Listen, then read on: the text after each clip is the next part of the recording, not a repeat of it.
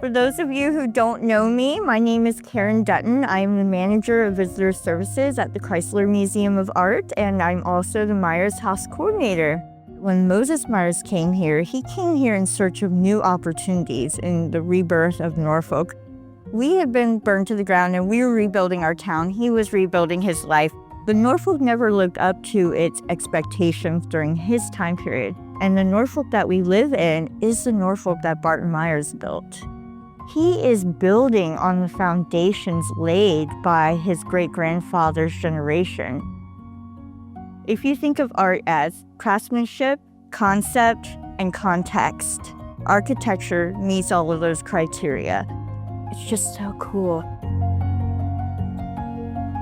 When he was a young man in his early 20s, along came a little thing called the American Revolution. He began smuggling arms and ammunition. Unfortunately, he was captured by the British. The firm that he was working for had gone bankrupt. Why did he choose Norfolk, Virginia? January 1st, 1776, the British fired on Norfolk. They caught 19 buildings along the waterfront on fire, and the Patriot militia that was occupying Norfolk at the time looted and burned the houses of the Tory citizens. We had been burned to the ground. We were known as Chimney Town, and he saw a lot of opportunity for growth in that. Virginia became the first state to pass the Statute of Religious Freedom. And why was this important to Moses? Because he was Jewish, absolutely. Moses Myers was born in New York City in 1752, and he built his life and career as a maritime merchant. He did enlist to serve his country, but he soon found that he could better aid the cause of American freedom by using his shipping contacts as a blockade runner.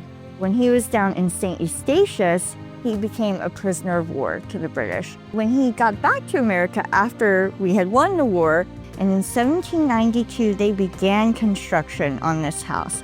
We believe that they were done with the construction of the house by 1795. Most of the Virginia vernacular architectural style is one room deep with larger windows, and the houses are made of brick, a good insulator. So we're gonna go forward in time a little bit and take a look at Georgian architecture. Now they have control of the environment.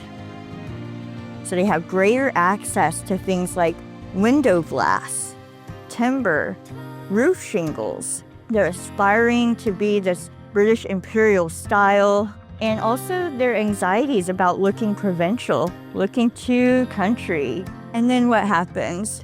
We have a great big war and a revolution. And then we have the Federalist style or early Republic style. So the emphasis is still on symmetry, nice and solid, but you see a little bit more of balance and restraint.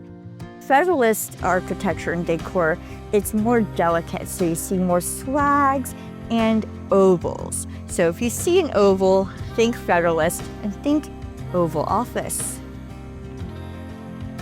You would never get to see the rest of the house unless you were a friend of the family or a VIP, and you guys are all VIPs, so come along with me into the drawing room. We asked ourselves, what color was on the walls in 1819? So we hired this paint analyst, Stephen Martyr, and when he dug underneath all the paint on that fireplace, lo and behold, he struck gold. 22.5 karat gold leaf, 2 layers thick, was buried underneath all of that paint. This is real gold. Why would anybody paint over it? He didn't want the bank to know. Exactly. I would be very remiss if I did not introduce our host. This is Moses Myers here, and this is Eliza Myers. Eliza was left as a 20-year-old, very wealthy widow. She has some agency to choose for herself. Maybe she wants to run her own household, and maybe, just maybe, she wants to marry a young, good-looking, smart man. Why, by 1785, is he buying this fancy suit of clothes and having this fancy portrait made? Marketing, exactly right. Dress for the job you want, not the job you have.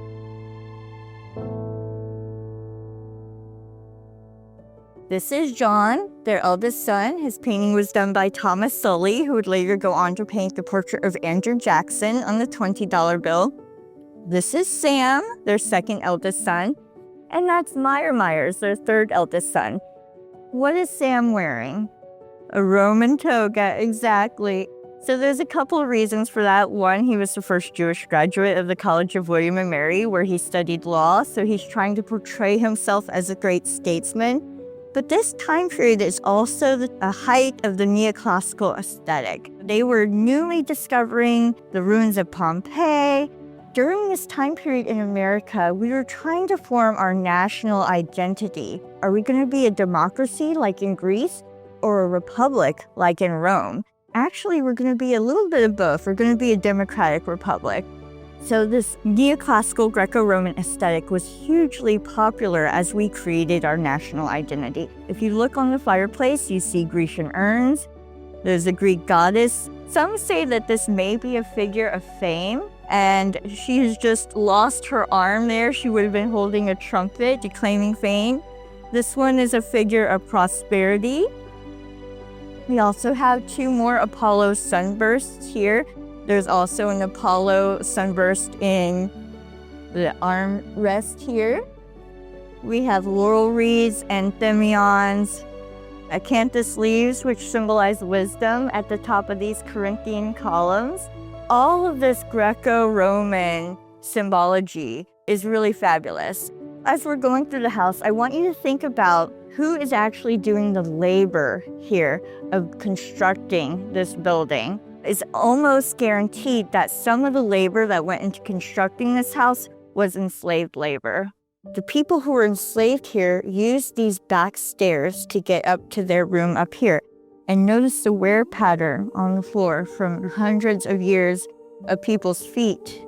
Now, the Myers had anywhere from 3 to 12 people enslaved in this house at any given point. And they were people like Billy. Billy was a cooper. Billy made boxes, barrels, and casks. And that would have been very important to Moses in his shipping business. Every morning before Moses and Eliza wake up, Cheney, the 14-year-old girl, sneaks in and she's carrying 2 buckets, one with firewood and one with water. She carries them over here, very quietly sets down her buckets, takes the firewood out, sets it aside.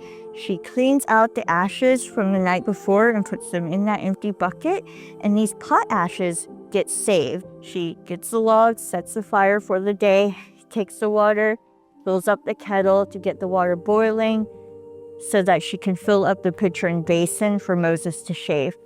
Then she takes her bucket of ashes, bucket probably with some more water in it, takes the chamber pot, brings it outside to dump it out, clean it out, bring it back in with a little bit of water. There was a person who was an enslaved cook who cooked in the kitchen, and this is where they lived and slept. It's massive. And then you have like the little Dutch oven here. Where did the children stay? Upstairs in the nursery. There are 3 rooms upstairs, about the same size as these 3 rooms down here. You can imagine how hot it would have been up there during summer with all the heat being displaced upstairs. But the children really liked it, and they considered that their own space, and they called it the Star Chamber. This room is the parlor. Parlor comes from the French word parler, meaning to talk. Now, if you were very wealthy and you had a lot of luxury time on your hands, you might have a room in your house that was just used for talking to your friends, and that was the parlor. Of course, parlors are usually the fanciest rooms in the house. During this time period, funerals take place in the house, in the best room in the house, the parlor. Now, during this time period, also, 1820s and so forth, the Industrial Revolution, furniture makers like Hitchcock are wanting to sell you the furniture for the best room in your house, the parlor. But they don't want you thinking about funerals when you're thinking about their furniture. They want to change it up and make it happy. So literally, they changed the term to living room. Now, this room, before it was a parlor, it was the dining room. And we know that because of the food motif on the fireplace and these lovely built-in china cabinets. We did check, and sadly there's no gold underneath the paint, but what we did discover, originally there were 2 figures above the flags that are now missing. It was a figure of a woman playing a harp. They brought in their musical instruments, this pianoforte, which all the children played. Adeline played the harp, John played the violin, Meyer played the clarinet, and together the children had over 900 pieces of sheet music. We have the only surviving copy of some songs. So this is the room where we talk about Barton Myers. Barton here was the great-grandson of Moses. By the time he was 35, which is how old he is in this painting, he had already founded 2 factories, been president of Norfolk Western Railway, president of the Chamber of Commerce of Norfolk, and mayor of Norfolk, all by 35. But the most important thing he did for us was in 1907, he was one of the planning members of the Jamestown Exposition. And this was going to be a big World's Fair type event celebrating tricentennial of Jamestown. They thought about having it in Richmond, the state capital. But Barton said, no, come and have the Jamestown Exposition in Norfolk and have this huge piece of land, and I will get it set up with plumbing and electricity if you bring the exposition here. And they did. The exposition came here for a lot of great growth around Norfolk. After the exposition was over, Barton helped lobby the US government, and he's like, hey guys, I know you're looking for a place on the East Coast to establish a permanent Navy base. Norfolk is a great natural deepwater harbor, centrally located on the mid-Atlantic, and they have this huge piece of land already set up with plumbing and electricity. Why don't you come and build your Navy base here? And they did. So July 4th, 1917, the world's largest Navy base opened here in Norfolk, and we are still the largest Navy base to this day.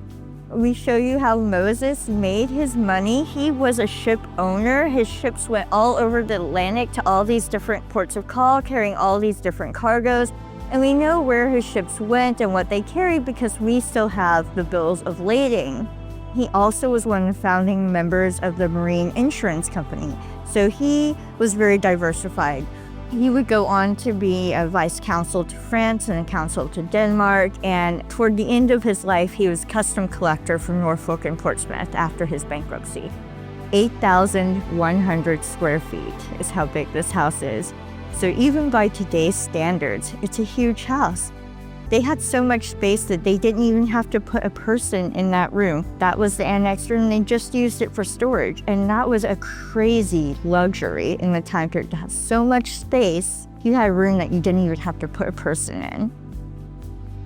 I asked you to consider earlier if architecture is art, if we can see craftsmanship, context, and concept.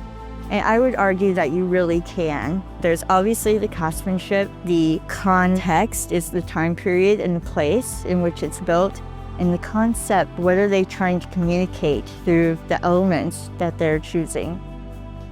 Thank you guys again for coming out.